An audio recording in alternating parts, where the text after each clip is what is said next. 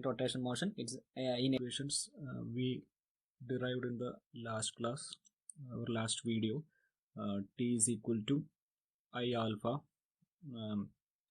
where T means torque or the turning moment or rotating effect of the rigid body. I is the moment of inertia based on mass moment of inertia. Alpha is the angular acceleration, and the corresponding equation for rectilinear motion or linear translational motion is F is equal to ma. Okay, instead of force in rotation motion, the term will be torque. Then instead of mass in rotation motion, it's inertia. Similarly, kinetic energy is equal to half I omega square. One corresponding equation in linear motion is half mv square. Then work done is equal to torque into angular displacement, or work done is equal to force into displacement here. Then the kinetic work energy principle, work done is equal to change in kinetic energy, is known as the work energy principle, and this is for an angular displacement because of torque T, and this equation is for a linear displacement S, and this work done is due to the force F. Okay, now today we will discuss some problems based on these equations. Okay, so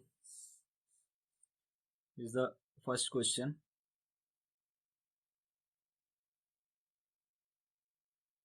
A flywheel weighing 50 kilonewton and having radius of gyration 1 meter loses its speed from 400 rpm to 300 rpm in 120 seconds.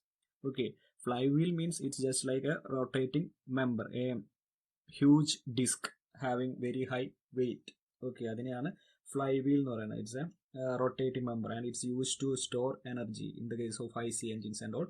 In order to store the energy, we will use flywheel. Okay, now the weight of the flywheel is given as 50 kilonewton and its radius of gyration. This radius of gyration is given in order to find the moment of inertia, and it's rotating, and initially its speed is 400 rpm, and after some time the speed is reduced to 300 rpm, and the time taken from this 400 in order to reach 400 rpm to 300 rpm is 120 seconds. Okay, now you have to calculate the retarding torque acting on it. Okay, the rotating effect, you have to calculate the rotating effect, that means the torque, and also the change in kinetic energy during the above said period. You have to calculate change in kinetic energy, final kinetic energy minus initial kinetic energy, or in this case, since it is retarding, energy will be decreasing, so you can calculate initial kinetic energy minus final kinetic energy also in order to make the quantity positive. Okay, so you have to calculate this much things. Okay, I hope the question is clear. A flywheel, a disc is rotating, its initial speed is 400, final speed is 300 rpm, time taken is 120. So these are the given values. Weight is equal to 50 kilonewton, radius of gyration, it is denoted by k is equal to 1 meter, the initial rpm is 400 and final rpm is 300, time taken is 120. You have to calculate the torque T and kinetic energy. Okay, so first we will see how to solve torque. So you know that the equation for torque is T is equal to I alpha. T is equal to I alpha. Then calculate I and alpha. Substitute in the equation T is equal to I alpha, you will get torque. Okay, so the equation for torque is equal to T is equal to I alpha. Now moment of inertia.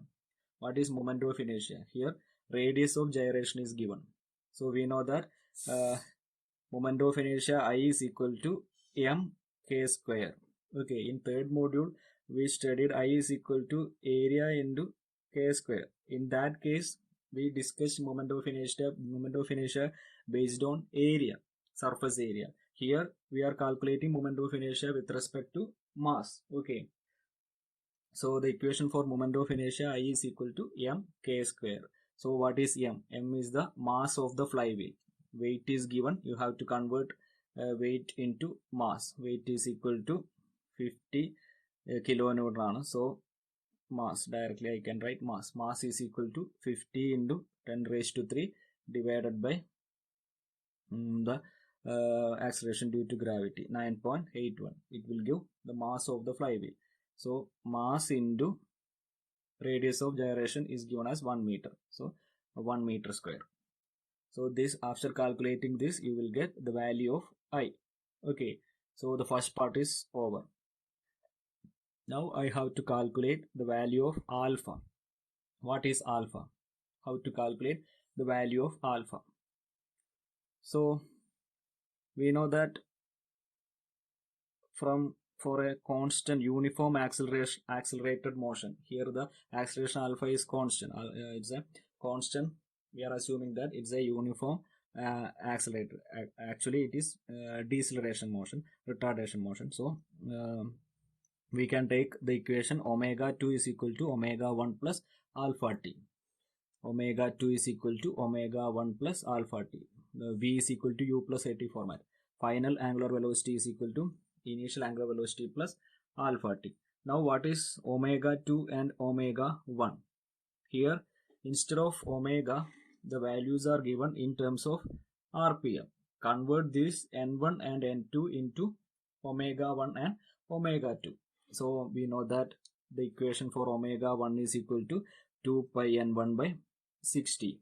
Okay, substitute 2 pi into initial RPM is 400 divided by 60. If you solve, you will get the value of omega 1. Similarly,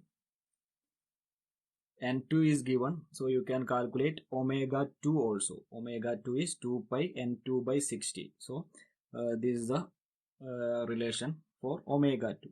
So after calculating omega 1 and omega 2, you can calculate, you can substitute in this equation.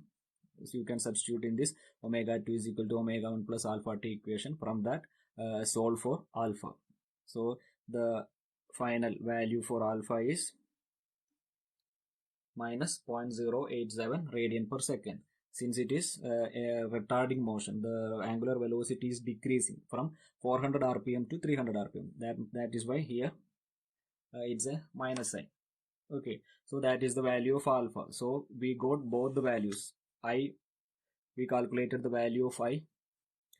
We calculated the value of I also. We calculated the value of alpha also. Okay, I in the value kitti, alpha in the value kitti. Substitute and find out torque. Substitute this quantity represents I and this represent alpha. Okay, so the final answer will be, if you substitute, the final torque will be 443.43 minus 443.43 or 443.43 retarding. Okay, and its unit is, torque is nothing but movement, force into distance, and so its unit is Newton meter. Okay, so first question is over, the retarding torque acting on it. Then second question is very simple, change in kinetic energy in the above set period. Okay, change in kinetic energy means final kinetic energy minus initial kinetic energy. So change in kinetic energy you can write as KE2 minus KE1. As I already told you, you can take KE1 minus KE2 also, because energy is a scalar quantity. We require only the magnitude or the value.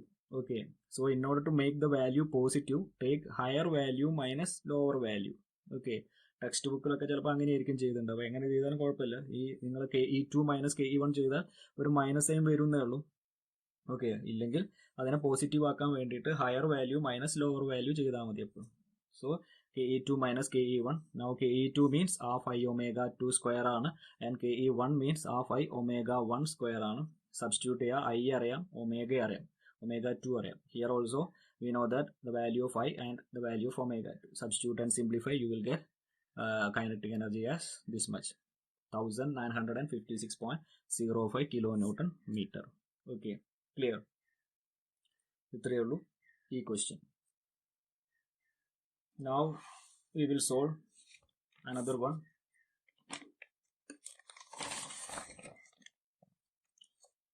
The second question is, a right circular disc of weight 1500 Newton is a similar type of question with a right circular disc, and the weight of that disc is 1500 Newton, and its diameter is 750 mm. Convert this value of mm into meter.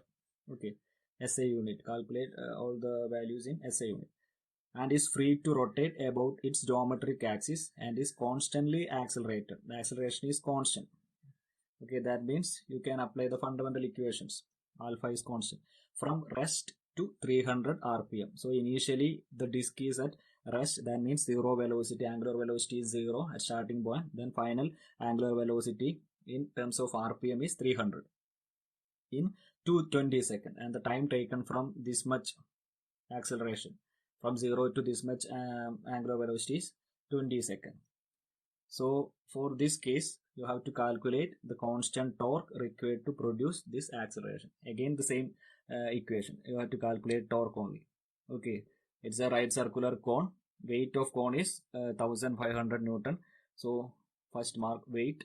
From this you can calculate the mass. 1500 divided by 9.81 will give mass, and its diameter is 750 mm. So it's equal to 0.750 into 10 raised to minus 3, 0.75 meter. Okay, then since the body rotation is starting from rest, you can take omega 1 as 0, and its final rpm is 300 rpm. So from that you can calculate the final angular velocity. Omega 2 is 2 pi and 2 by 60. Substitute here 2 pi into 300 by 60, so you will get final omega 2. Okay, and the time taken is 20 seconds. Now take the basic equation. T is equal to I alpha. In order to calculate torque, you have to multiply moment of inertia and angular acceleration. Now moment of inertia of a disk having mass m is mr square by 2. Equation, you have to study this equation. You already studied moment of inertia based on area. Similarly you can calculate moment of inertia based on mass. So the moment of inertia of a disk, just like this, the moment of inertia of a disk having mass m, and the moment about this centroidal axis, about the axis passing through the center or the geometric axis, also known as geometric axis, is the moment of inertia is m into r square by 2, where r is the radius of this disk. Okay, so you have to learn this equation. You have to remember this equation. I disk is equal to mr square by 2. Okay, now substitute the value of m is weight is given, so dividing by 9.81 will give the mass into r square, radius, diameter is 750 mm or 0.75 meter. So the radius is 0.75 by 2 whole square divided by 2. So after simplification I will be 10.75. Now just like in the previous question, you have to calculate alpha. So for that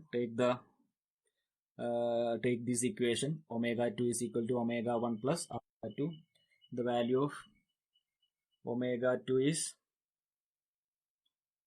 2 pi this much, and omega 1 is 0 since it is starting from rest, and you have to the alpha is the you have to calculate the value of alpha, and the time taken is 20. Substitute all the quantities, simplify and calculate alpha. It will be around 1.57 radian per second. So after this you can calculate t. T is equal to I alpha. The value of I is this much, alpha is 1.75, so multiply, you will get torque. Okay, the only thing you have to remember in this equation is the moment of inertia of a disk with respect to its geometric center, geometric axis or centroidal axis is mr square by 2. Okay, so that's the problem. Now you just note this point also. The moment of inertia of a cylinder, suppose the moment of inertia of the cylinder is some m, is also about the centroidal axis, is also mr square by 2. Moment of inertia of the cylinder with respect to the centroidal axis is mr square by 2. Okay, ഇത് ഡിസ്കിന്റെ അതേ equation ആണ്. ഡിസ്കിന് mass M ആണെങ്കിൽ mr square by 2 ആണ് about the centroidal axis. ഇവിടെ cylinder ആണെങ്കിലും about the centroidal axis mr square by 2 ആണ്. ഇത് വരാൻ കാരണം സിലിണ്ടറിനെ നമുക്ക് ചെറിയ ചെറിയ ഡിസ്ക് ആക്കിയിട്ട് ബ്രേക്ക് ചെയ്യാം. ഇതൊരു ഡിസ്ക് ആണ് ഹാവിങ് മാസ് m1, ഇത് അനദർ ഡിസ്ക് ആണ് മാസ് m2. അങ്ങനെ കുറേ ഡിസ്ക് ആഡ് ചെയ്ത് കഴിഞ്ഞാൽ നമുക്ക് ടോട്ടൽ മൊമെന്റ് ഓഫ് ഇനേഷ്യ കിട്ടും. സോ ഇതിന്റെ ആഡ് ചെയ്യുമ്പോൾ എന്ത് സംഭവിക്കും? ഫസ്റ്റ് ഡിസ്കിന്റെ എന്ത് വരും? m1, suppose the mass of first disk this much, ഈ ഡിസ്കിന്റെ മാസ് m1 ആണെങ്കിൽ m1 into R square by 2 വരും. സിമിലർലി സെക്കൻഡിൻ്റെത് m2 into R square by 2 വരും. And third m3 into R square by 2. അങ്ങനെ ഫൈനൽ എലമെന്റ് വരെ എടുക്കാം.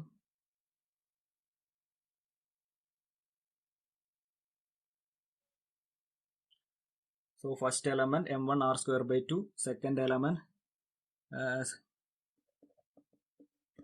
m2 r square by 2. അങ്ങനെ ആഡ് ചെയ്ത് പോയാൽ ടോട്ടൽ മൊമെന്റ് ഓഫ് ഇനേഷ്യ കിട്ടും. ദെൻ ഇതിൽ നോക്കുകയാണെങ്കിൽ ആർ സ്ക്വയർ ബൈ 2 കോൺസ്റ്റന്റ് ആയിരിക്കും. സോ m1 ഫൈനലി എന്ത് വരും? m1 plus m2 plus m3 plus etcetera the total last element into R square by 2 വരും. സോ അതെല്ലാം കൂടി എല്ലാ മാസിന്റെ ടേമും കൂടി ആഡ് ചെയ്താൽ you will get total mass m. So finally the expression will be same.